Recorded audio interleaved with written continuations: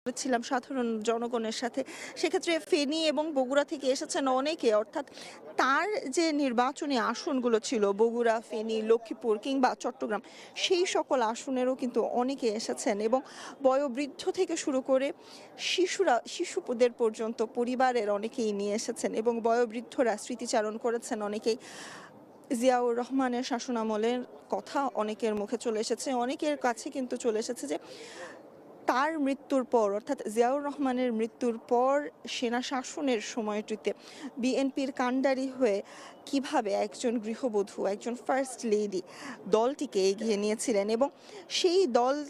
কিন্তু তাকে সেই ভালোবাসা ফিরিয়ে দিয়েছে, সেই জনসাধারণ তাকে সেই ভালোবাসা ফিরিয়ে দিয়েছে।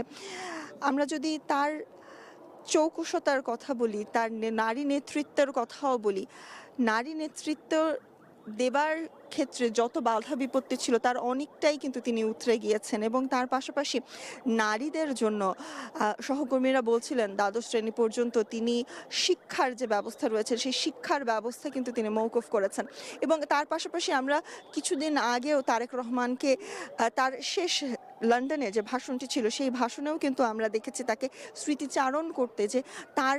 মার এই পন্থাটি, অর্থাৎ তার মার যে এই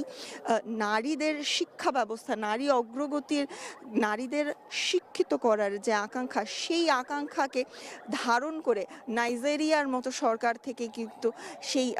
আইডিওলজিটাকে ধারণ করেছিল এবং তার ফলশ্রুতিতে একজন নার্সের সাথে তারেক রহমানের দেখা হয়েছে লন্ডনে, যিনি কিংস হসপিটালে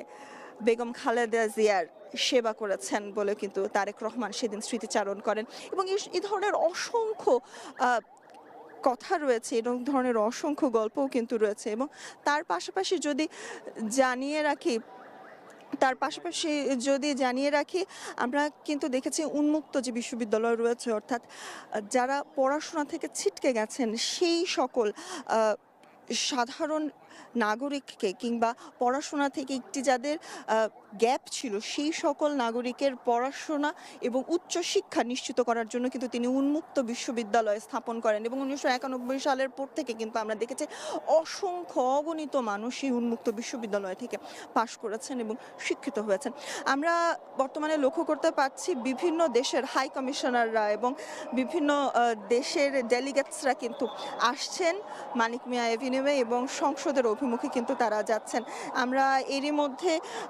ভুটান এবং নেপালের রাষ্ট্রদূতকে কিন্তু দেখেছি এবং তার পাশাপাশি অন্যান্য যে সকল রাষ্ট্রদূতরা রয়েছেন, যে বিদেশি ডেলিগেটসরা রয়েছেন, তারা কিন্তু এখানে আসছেন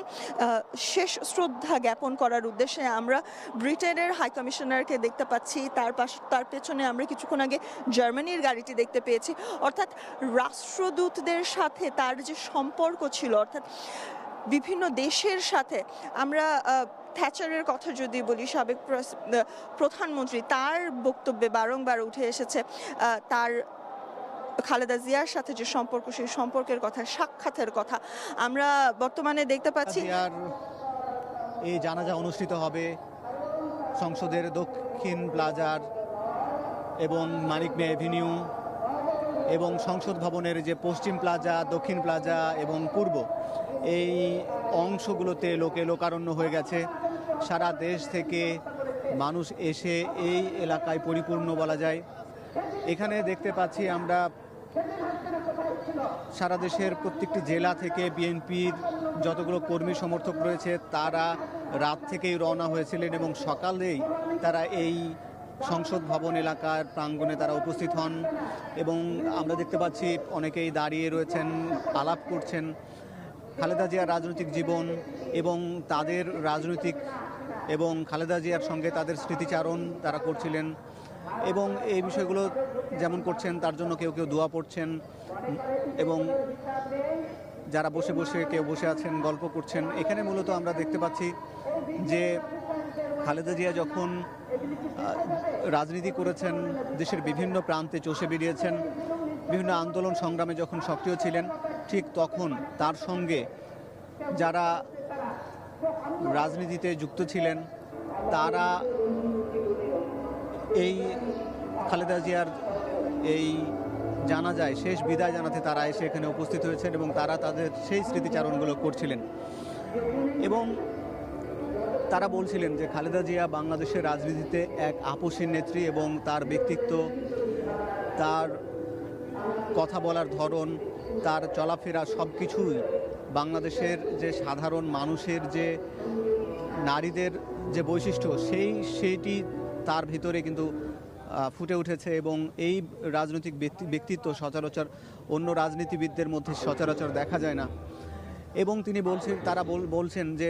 খালেদা জিয়া তার রাজনৈতিক জীবনে যে আন্দোলন সংগ্রাম করেছেন এবং গণতন্ত্র উত্তরণের জন্য তার যে লড়াই, এই লড়াইয়ের কারণে তিনি আজকে তার বিদায় হলেও